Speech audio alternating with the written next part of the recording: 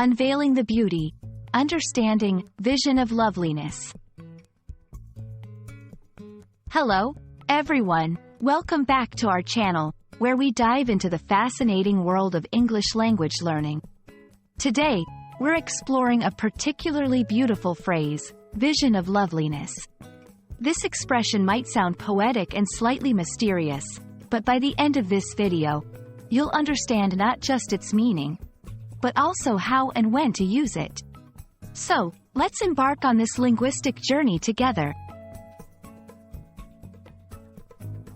At its core, the phrase, vision of loveliness, is used to describe someone or something that is extremely beautiful or pleasing to look at. The word, vision, here implies a sight or appearance that is remarkable, while loveliness denotes an attractive or beautiful quality.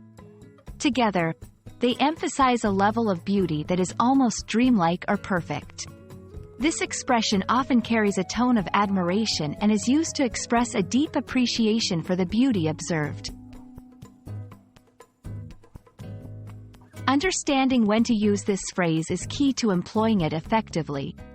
Vision of loveliness is most appropriate in formal or poetic contexts, due to its elevated and somewhat romantic tone. It can be used to describe a person, a natural scene, or even a work of art that strikes you as exceptionally beautiful. However, it's important to use it sparingly to maintain its impact. Examples in sentences. Upon entering the rose garden, we were greeted by a vision of loveliness, with thousands of flowers blooming in harmony. The bride, in her elegant dress, was a true vision of loveliness, leaving everyone in awe. This phrase also holds a certain cultural weight, often found in literature and poetry to convey intense beauty. Understanding its origins in more poetic forms of expression can help learners appreciate the depth and richness of the English language. It's a testament to the language's capacity to capture the profound and sublime aspects of our experiences. We hope this video has illuminated the beautiful phrase, vision of loveliness, for you.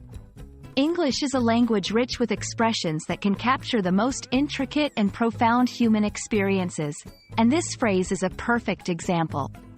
Whether you're admiring a sunset, a work of art, or a person dear to you, now you have the perfect expression to match that profound beauty.